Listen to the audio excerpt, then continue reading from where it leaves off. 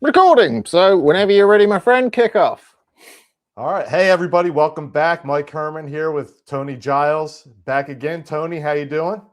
I'm good, Mike. How are you? Good, good. We're back. We made it to episode 2. So that's episode 2 already. Yeah. Right? So we got here. Yes. So hopefully, I think we'll start with, we did get a couple questions. I read through the comments of the last one. So one, people are dying to know, who'd you get? What wrestlers did you talk to? We're not there yet. I will go through every single person on the roster, and I will tell the whole story of how I made contact with them, who helped me along the way make contact, and we'll go through everybody. So we're not there yet. We're still in 2011, 2012 time. 2012, so we are there after, I believe after this episode, we are going to jump ahead because there's a hiatus, which I'll explain at the end of this one. Okay. But yeah, that was the big question. Then there's some other RetroMania questions. Can you add so-and-so to the game? Hopefully, RetroMania's not done. We are working on a limited run games. We're working with them to do a physical release sometime in the near future. So we have that going on. And you will hear details of that as they become available on this show. Cool. That's very cool. Yeah. So we're gonna kind of take a step back where we left off. I had WrestleFest Revival going. We had a website up. Had some buddies from the Wrestling Legend forums helping me out, and we were gonna just do a fan-made game and go from there. Yeah. So a couple of the things we did, which eventually get us in trouble, that we'll talk about in a little bit here. All right. I had contracted, and this I couldn't find. If I can find it somewhere else, but I'm sure, Tony, you played with emulation before, right? Like emulators. I have dabbled once or twice. Yes. And I know we're both really kind of physical guys, physical media. Obviously, you can see right from yours. Mine's a little farther off, but you got Wrestle War front and center right there, which it's always staring me in the face. So we're both big on physical media. But back in I would say 1998, 99, I discovered that I could play WrestleFest at home. All right, so I see. There's an emulator called Rain. This is before. I don't know if it was before MAME. Those are the MAME is the big one that's still going strong today.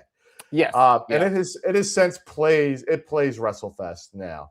But I was looking to find. I mean, that was my holy grail at the time. Like, how can I play? I didn't. One of my buddies like, hey, have you ever emulated arcade games? I'm like, what is that? I didn't know. Like, I didn't know what it was. And now you see, it's all over the place. But and he's like, I'm like, well, can I play WrestleFest? Like, that was all I really cared about. The first question, can I play WrestleFest? And he's like, no, I don't think that's supported. But I kind of did a deep dive into it. And I found the Rain emulator. So Rain did a specific type of arcade boards. WrestleFest and WWF Superstars were two of them. Two of the games. Okay. So I went down that rabbit hole, got that working, and lo and behold, I was playing WrestleFest. So it was amazing.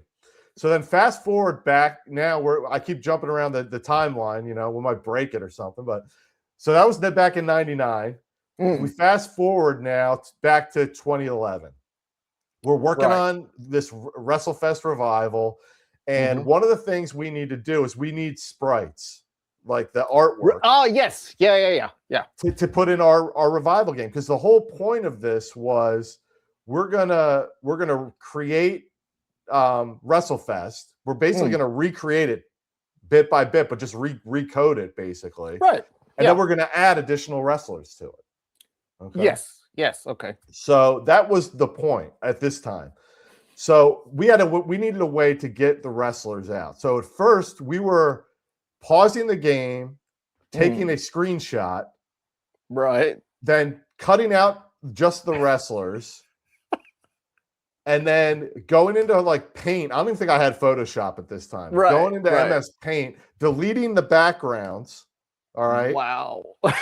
Then we had to fill in the missing pieces, because if if I'm doing like a collar and elbow tie-up, right, where my opponent's arm is on my arm here, and then my arm appears, so it's layered in. Ah, so, yes, okay, right. So, yes. but in order to get the full Sprite, I need to finish like drawing in the rest of it. And I'm not an artist, but it was a fan project. So at the time, I'm not hiring anybody. I'm going in pixel by pixel, and I got my wife being like, "What the hell are you doing?" That's like so cool. We have, because at the time, 2011, I have 3 kids, and they're young at this time. They're like 7, 5, and like 3. So and I'm sitting here, and we were on a vacation, and I had my laptop with me, and I'm sitting here on our vacation messing with sprites, and she's just like, "What the hell are you doing? You have a problem." That's so cool. That's so cool. But like I wanted to do this, Yeah. So eventually I go, this is taking too long. Cutting out the backgrounds. I go, I wonder if there's a way to like drop the background images from the emulator, so I only see the wrestlers. Okay. And I did, because the source code for the emulator was available. So if someone who knew what they were doing could modify it. Now, unfortunately, I had no idea what I was doing. Right? I see what you mean. Yeah. It was like I think it was written in C, maybe C++. I don't quote me on that, but either way, I didn't know enough C from school to do it, and I'd never done anything in C++. So I went on the internet, and I went on some job posting site, and I've like, I need someone to basically, I didn't post it like this, but like, hey, I need somebody to hack this emulator for me. And it wasn't really a hack. It was modifying open source software. You know what I mean? But and I want to drop the backgrounds out there. And you can find anybody. You know what I mean? So I think he was in Greece, actually, this programmer who was into the emulation stuff. And he's like, yeah, I can do it. So cool. We got a build of the Rain emulator, and I looked for it and I could not find it. But it drops and it makes the background just a solid color. So then if you've ever used any type of photo editing, you can use a magic wand tool, and it'll select everything of that color, and you can hit delete. So before, I was manually basically tracing every of these sprites out, which is ridiculous. Now I could go in and drop it. And we had a complete, we did this all the way through, and we had a complete sprite sheet of Mr. Perfect. That was the character I picked to go with. Awesome. So we eventually use this, and I will show this as a prototype. We use that artwork as a prototype just to test like our game engine when we actually start using it. Gotcha. So we will be able to show that. Obviously, nothing shipped. We never got the license for Mr. Perfect. It was WWE. Right. All the artwork in RetroMania, and I'm going to add this disclaimer, is hand drawn by artists that I hired. We didn't use any of the old WrestleFest sprites in there, so we definitely. They just look really good. They look good, and we took a lot of inspiration from that game, but they're completely 100% new hand drawn sprites. But I want to make sure everybody's aware of that. So, and if you put them side by side, you can absolutely tell from a first glance. Right. Okay. If you haven't played WrestleFest in 30 years, you're gonna be like, "Oh, that's WrestleFest." But I challenge anyone, put them side by side. You'll be able to see the difference. But got it. So now we're rolling, right? We got a sprite sheet. We're messing around. Flat Red Ball. That was the name of the engine. I couldn't remember. It just popped in my mind right now. Red Ball. I don't think it's around anymore, but that was the name of the engine we were using. So me, I think I called him Joe last week. We're working. We're working on a prototype. We got sprites, and we got our nice web page called WrestleFest Revival up. And we got Dave from Pro Wrestling X gave me a shout out on his newsletter. We got some traction.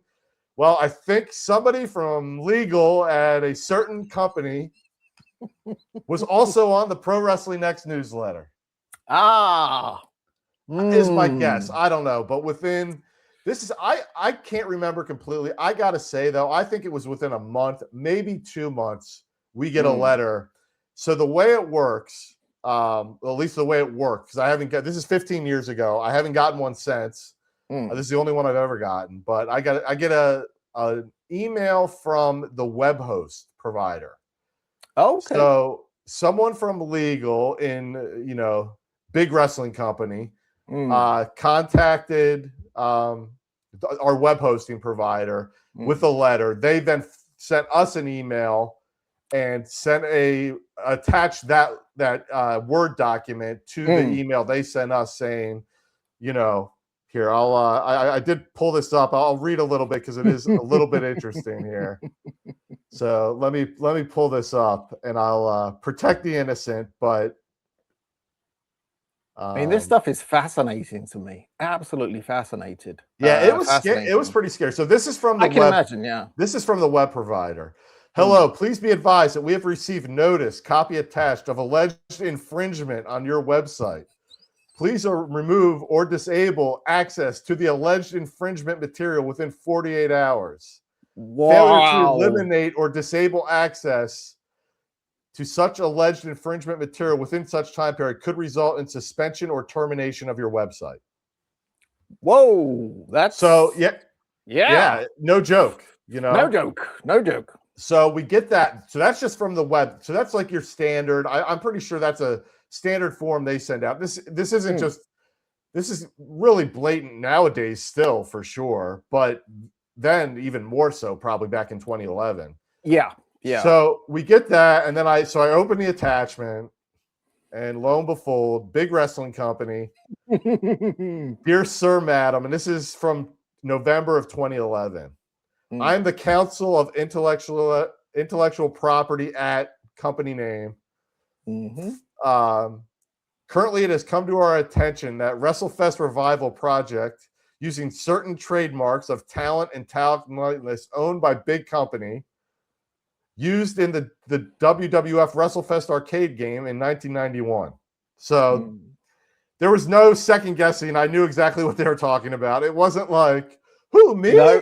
Me? Yeah, No, it couldn't be me. Really? Yeah. This is so at the time, WrestleFest is 20 years old, like at this time. Right. Yes. Yeah. So it's a 20-year-old game. There's been nothing with this.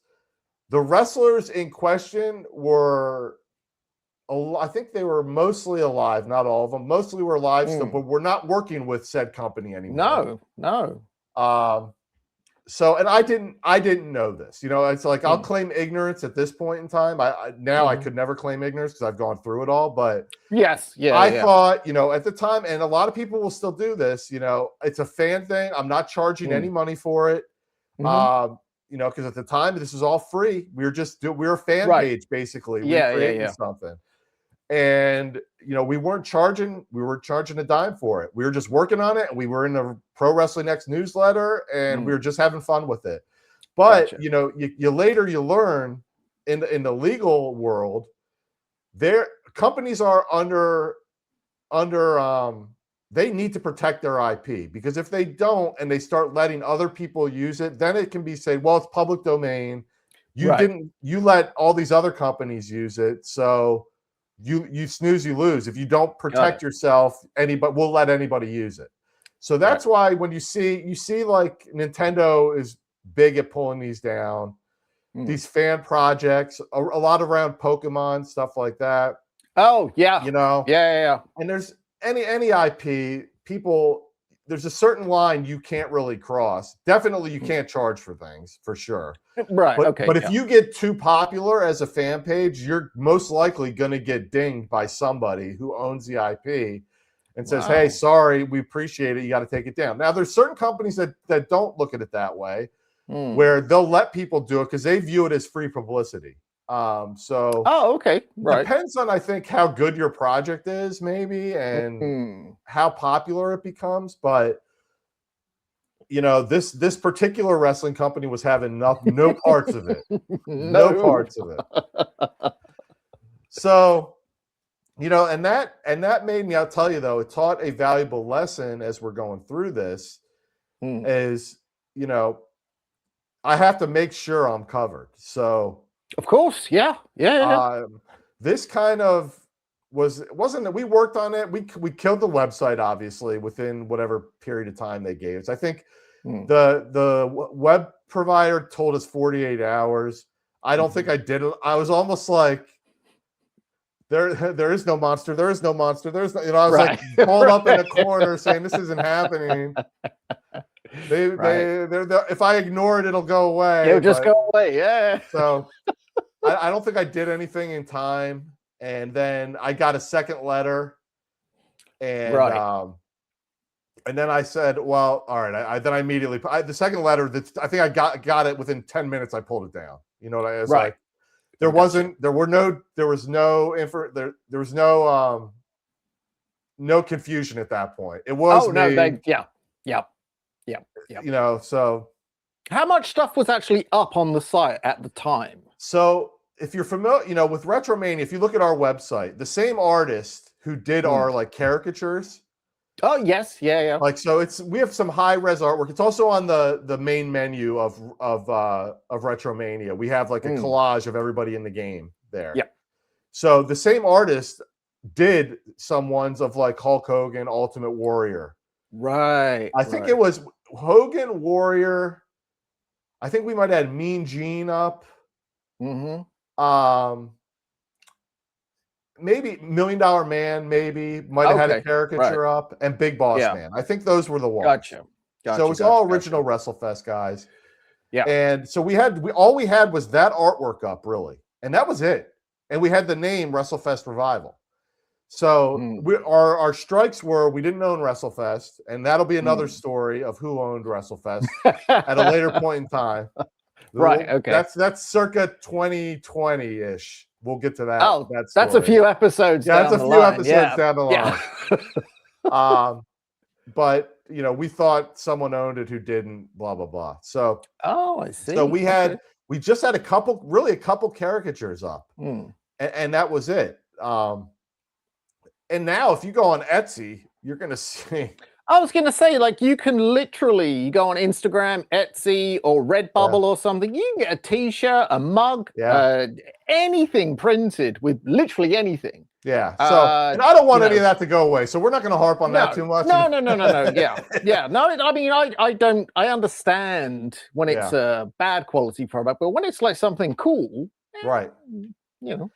But you still, I mean, I think it's to a point. It's like they can't go after everybody, and I guess we, you know, one thing we did is we publicized it in a for-profit game that was being underdeveloped, and maybe that gave us unwanted exposure, really. And you know, with any project you work on, you want people to view it. That's why, like, we want people to watch this podcast, right? Of course, of course. We want people to view it. We want eyes on it, and that's what we want. We want eyes on our super cool fan project that we were working on, you know, and putting our time and effort into. So, I think that was part of the issue. Was maybe we publicized it, even though we didn't pay for publication. I just said, "Hey, Dave, you mind doing a shout out?" Sure. Not a problem. It could have just looked too good. It could have been they looked at this and went, actually, this is not just some like kid in his basement. This is, you know, this could be a thing. And they were like, can't have that. So it turns out there was I think another reason for this whole thing. Okay. All right. So keep in mind, we're in November 2011. Okay. Right. Yeah.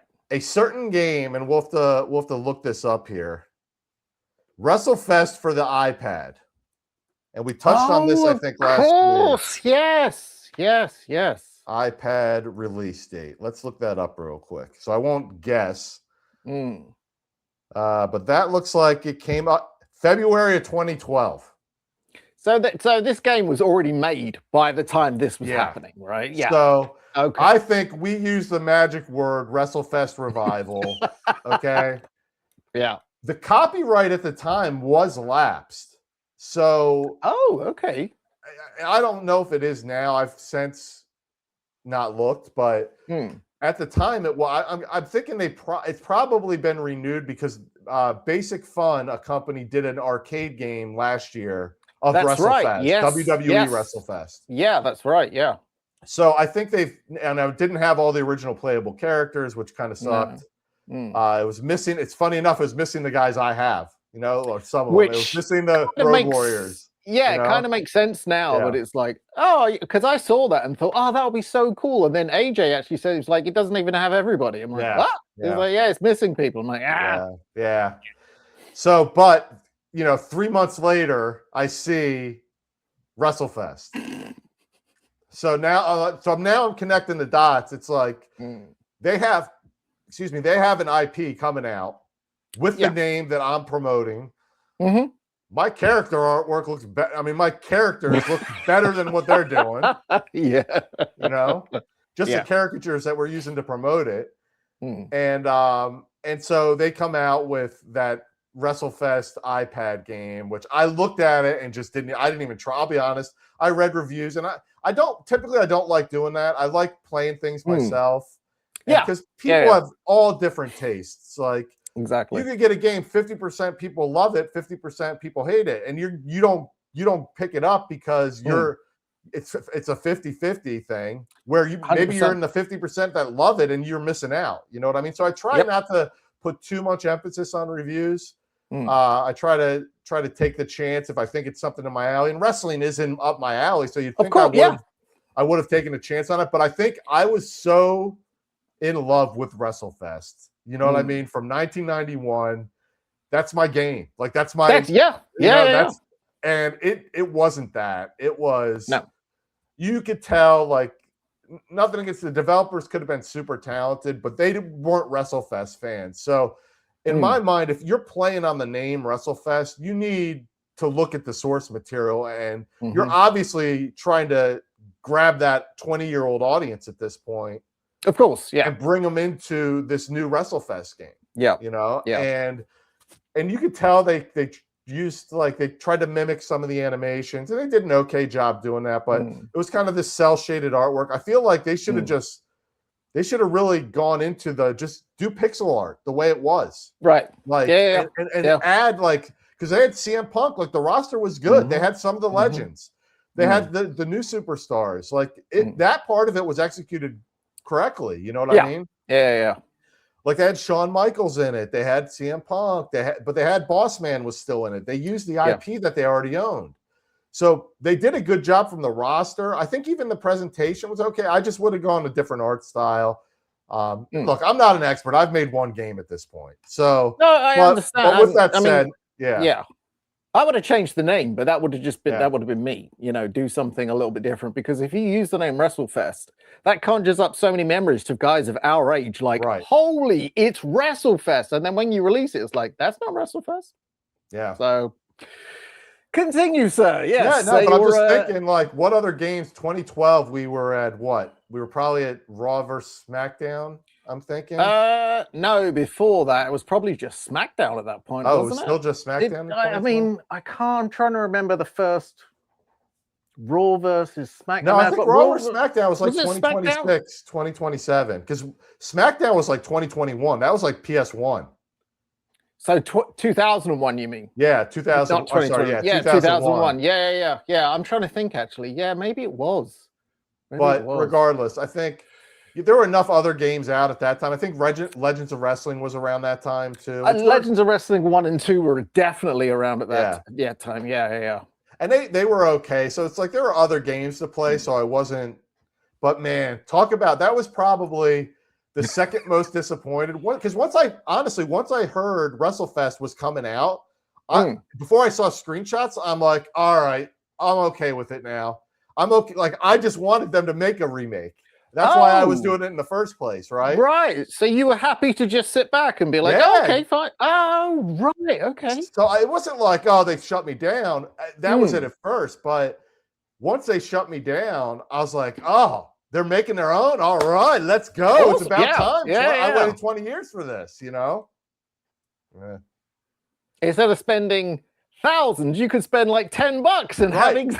But it didn't really work out that way, did it? No. So that was the second most disappointed. The first being WrestleMania on the NES, which I think we touched on last week. And that game is dreadful. I've tried over the years to find one redeeming thing in that game. And so far, the only thing that I kind of like about the game is the entrance music. Yeah. They've tried to do the wrestler's entrance music in NES, fashion. Yep. Other than that game is just... I don't know if it was developed by people that didn't know what wrestling was, but it kind of feels that way to me. So, well, hey, it was made by, I think Acclaim is stamped on there. So, hey, Acclaim, if you're watching this, you guys have some something to make up for at some point. Where's your wrestling game? When's that coming out? Yeah, make a good wrestling game. Well, we have a good wrestling game now because we have retro. Right. But we always have more. It'll always be more. This is true. We can always have more. So once you found out that WrestleFest, for lack of a WrestleFest, the second version or whatever the atrocity that it was, at what point are you like, no, I'm still going to do mine because this sucks? Yeah. So I was pretty so this now we're in 2012. I'm annoyed at this point that they shut down mine. I'm annoyed that they got rid of they released WrestleFest and it was terrible. Yep. So I'm like, now what am I gonna do? So now I'm coaching my kids in basketball is the big sport of our family. So we went through, we played everything, except American football, we never did. We did soccer, football on your side of the pond. Yeah, and with the rest of the world, I should say, right? Yeah, so. It's football everywhere aside from America. Maybe Canada as well, but yeah. So, are you still ringing from the World Cup? I'm not normally a sports guy. My sport is literally wrestling, and some people argue about what that is, but I really got into the World Cup this year. Me and some of the other parents from school, some of the other the dads, I was all in. I watched all the England games. I watched a ton of the other games, and it was kind of like, we came third. I guess we've had a lot of hurt England. We haven't won the World Cup since 1966. But we are a very proud footballing nation. So the whole country does kind of get a little bit of a boost from it. As silly as that sounds. No, yeah, 100%. It was the matches that I saw, I did enjoy. I don't know if I'm going to start following football now on a weekly basis. 4 more years, right? You wait 4 years? Yeah, 4 more years, and then I think it's 2 years to the Euros, so we'll see. But yeah. For the time being, I'm still happy with football, but happier with wrestling. Right, I'm with you. So I'm pretty deterred. Like family life, with 3 young kids, they're getting to the age where I'm starting to coach them all, and so I kind of shelved WrestleFest, my idea of WrestleFest, for a while. So, so now we'll take the timeline up and we'll tease we'll go through, because since this is kind of about legal ramifications, this whole episode, this thumbnail will probably say cease and desist. We'll get some clickbaity stuff in there, right? So, how far actually before you carry it? When you said you should sort of stop the project, put it on ice because of family life, how far into it were you? Like, obviously enough for said wrestling company to issue a cease and desist. But how far into the project? Because from my understanding, game development takes literal years. Yeah. So good question. How far had you gotten? Not that far. Like I think at that point we built, in RetroMania, and obviously this was in WrestleFest, but when you walk out to the ring, it's that different perspective where you're walking straight towards the camera. Yes. Right? Yeah. We had that in game, and that was it. We hadn't even started the wrestling portion of it. We ripped some, and that was more to get ourselves going than anything else. You know what I mean? And that's kind of and I felt, and when we re-picked it up, that's what I started with again, because it's like, all right, I can do this. And keep in mind, and this goes to anybody who's just starting to be a developer who may be watching this, like, start slow. And I say that, and we ramped up pretty quick, but you got to start somewhere, right? Yeah. And I would pick something that you're super passionate about to start as your first project. Now, granted, no, you have to take this with a grain of salt, because again, like a lot of game devs, though, I wasn't full-time on this. I didn't quit my day job. I work in the finance and accounting industry, so I continued doing that. And I still to this day continue doing that. Right. Yeah. So, but I picked, the reason I did it was just I loved WrestleFest, and then it turned into I want to make a wrestling game. Right. And the hell with the IP, I'll make my own. And then, but so we weren't that far into it where it was like, I messed around. I would say from 2012 after that to probably 2017. So was that 5 years? I picked it up the idea was in my head at that point. Right. Like, yes. I'm going to make a game at some point. And, at the time, I got to do the math here. About in my late 30s at this time.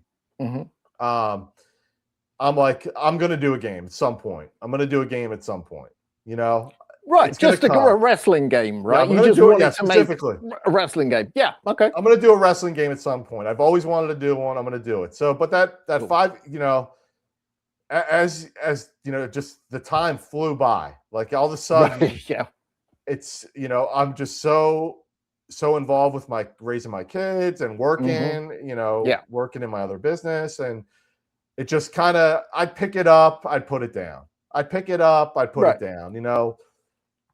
Eventually, come 2017, it's like shit or get off the pot. Like, are you going to do this or not? Okay. Now I've turned 40. Yeah, I'm in my 40s now. I'm like, I'm not getting any younger. Because when you do it, like if you're going to do it, like you're working a full, and any game dev who started this way will know I'm working a full-time job. I'm coming home, I'm eating dinner, and then I'm coding and working on my game. So you're working 2 full-time jobs almost to do this. Yeah. And 2017 came, and I'm like, all right, let's do it. So cool. The first thing I did though is got a lawyer, right? So kind of full circle. Okay. Right. So from 2011, now we started this episode. Now we're at the beginning of 2017. And the one lesson I've learned to this point is legal up, bro. Okay. Okay. Like, so that's advice for young game dev guys out there. Seek legal counsel almost straight away. Yeah, especially if you're dealing with licensing. But a couple other things. So now I'm at the point where if I'm going to do it legit, I'm going to need help, right? So there's, contracts need to be done, even if it's simple, and you can get pretty, there's ChatGPT will get you to a certain point. I would still recommend, you can use AI to do a framework. I would still recommend getting some legal representation. Yes. Because you never know. And again, we'll get to there, but it comes in handy later down the line for me. Now, granted, my game was a little bit unique because we're doing licensed, not unique, but different than the norm. Most indie devs, I would think, your first game, you're creating original IP. So you're creating something that a platformer, a roguelike, some game, and you have this character in mind, or maybe you have different gameplay mechanics, a different hook in your game. So you're creating something from scratch that's in your head that you always wanted to make. So it's not as important from an IP standpoint.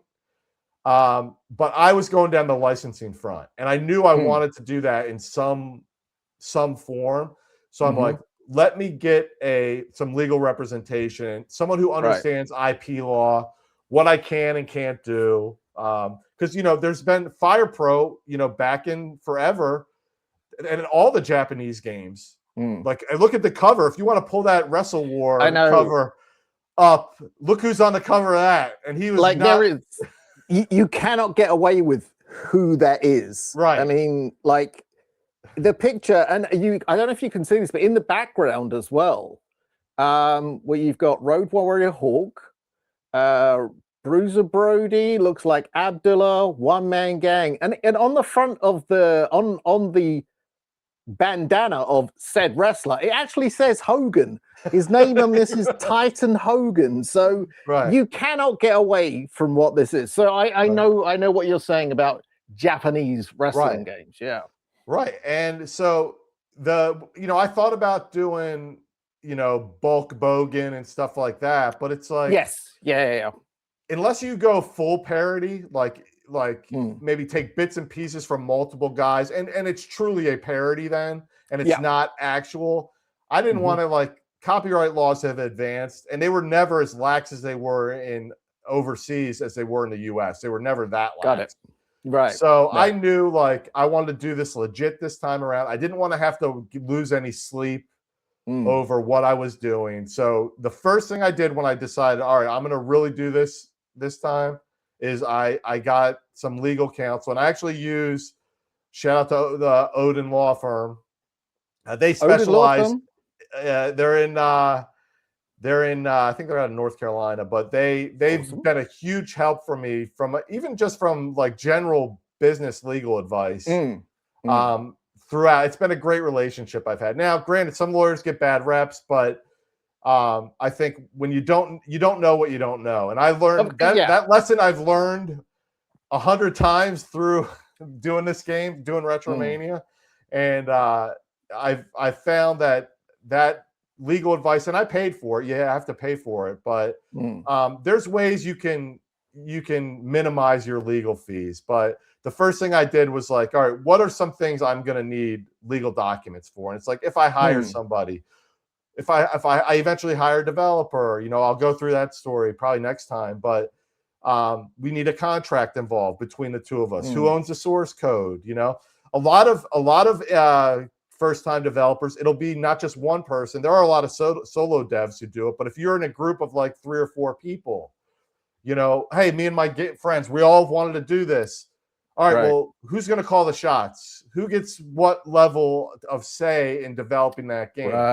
So I made it so, again, I was pretty fortunate where I was able to hire out other positions myself and have my other work kind of finance my game. Gotcha. But not everybody is in that position. So I would definitely say I listened to a lot of, there's another podcast called the Indie Game Dev Podcast, and they're a good listen for anybody out there, anybody who's starting to do stuff. They have a lot of great topics on there. One of them I listened to the other day was just that, like, you don't want 7 people involved all calling shots on your first game, right? So that sweet spot's probably an odd number, so you can break a tiebreaker if you guys argue about something. So that 3 to 5, no more than 5. Yeah. But you want it like 1, 3, 5 probably at the most. So if there is an argument of which way to go, you guys will have an odd number to kind of break the tie, so to speak. Right. But I think legal advice, if I would have had it, they would have told me never to put that website up to begin with. But that was a fun. Really? If you're doing it, even though you're not paying for it, I think now in this day and age, it's you're taking a chance by doing it. And but you go to any convention, and there's artists there and they're making art, and it's kind of a fine line between fan art of what you can sell and what you can't sell. But for video games specifically, there's a lot of licensing fees involved with video games. And I think that's maybe video games is more of a sore spot than a single one-off piece of art. Because when you're talking about video games and licensing, there's millions of dollars at stake. Of course, for bigger companies, you know what I mean? So of course. I think that stuff is probably looked at a little bit differently than a one-off piece of art, That makes sense. I mean, the video games industry now is bigger than the movie industry, right? It's the biggest form of entertainment out there. So you need to protect that IP, right? So I get it. I get it. Yeah. So the first thing I did was get a lawyer, and I drew up like a former LLC corporation. Now that stuff you don't need a lawyer for that. There's stuff like in the US, I don't know if I think they do stuff outside of the US, but like LegalZoom or some type, I'm sure you have that stuff in the UK too, but some type of legal website that will do stuff for a flat fee, and you can incorporate to protect yourself that way. But I would say do that early on to protect yourself. But definitely seek some type of legal counsel. Hey, maybe somebody's a lawyer in IP. In IP law, it's definitely, when you're dealing with licensing, it's a must. Outside of that, you can probably do it through like a LegalZoom or something like that. But definitely look into what you need to do that to protect yourself. Yeah, I mean, it makes sense if you develop something, all of a sudden it just takes off like one of these, like a Flappy Bird or one of those types of things. Yep. No one knows half the time, do they? You can't predict the future. So, yeah, get yourself covered. It is a good idea. So you got yourself a lawyer, and by this point, you're like, I'm going to do this now, but you're going to do your game. So what was the difference between your game and WrestleFest Revival? So that's a whole episode right there. Okay. So, okay. But with that said, that's a good point, because that was the jump off point. Like, all right, I know I already got the cease and desist letter. I can't just take that game and redo it, right? So no. Right. What am I going to do differently? Like, basically, I kept the perspective, the camera angle, which WrestleFest didn't create. You know, that was the big pro wrestling technically. Yeah. And wrestling's been on since. It's that same hard camera that's been used in wrestling since wrestling was televised. Yeah, of course. Yeah. So we knew it was going to be that. We knew we were going to do 2D pixel art, right? So we weren't going to go to the more 3D. We weren't going to do a 3D game. We weren't going to do high resolution, even 2D graphics. We wanted to go to that 2D pixel art look. So that we knew, and in 2017, and even now, it's still around. That 2D look has really stood the test of time. Whereas early 3D games didn't necessarily. No, but 2D has really held up, and it's an artistic choice, really, more than anything else. Right. When you're doing it, so we knew we were going to do 2D. So the first hire I made was, I need an artist. So I need our own style that is similar. You know, I wanted it to be in the vein of those early 2D wrestling games, arcade and console. So we had a lot of inspiration. It wasn't just WrestleFest. It was WrestleFest, Wrestle War. It was Wrestling Superstars. It was the WCW and WWF 16-bit games on the Mega Drive. Right. Yeah. Genesis, Super Nintendo. It was Fire Pro Wrestling. It was all these. There's a New Japan import game that had, I forget the name of it, on the Super Nintendo. So we kind of took and picked what I thought a combination of all those different styles of wrestling games that I have played. And I want a 2D sprite that's our own, 2D artwork that's our own. Okay. So yeah. Ours looks, it's a 2D piece of artwork, but it's similar.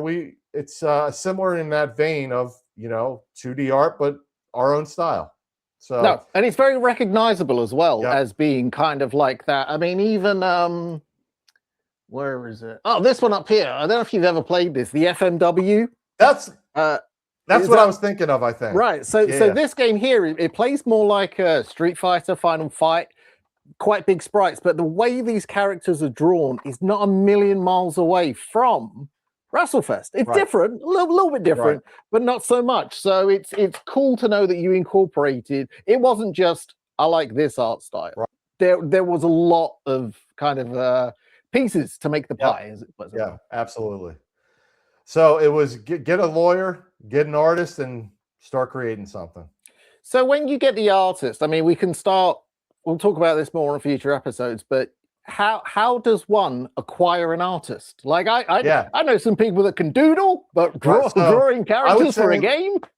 Let's say we'll pick up on that next episode, because that's a good teaser.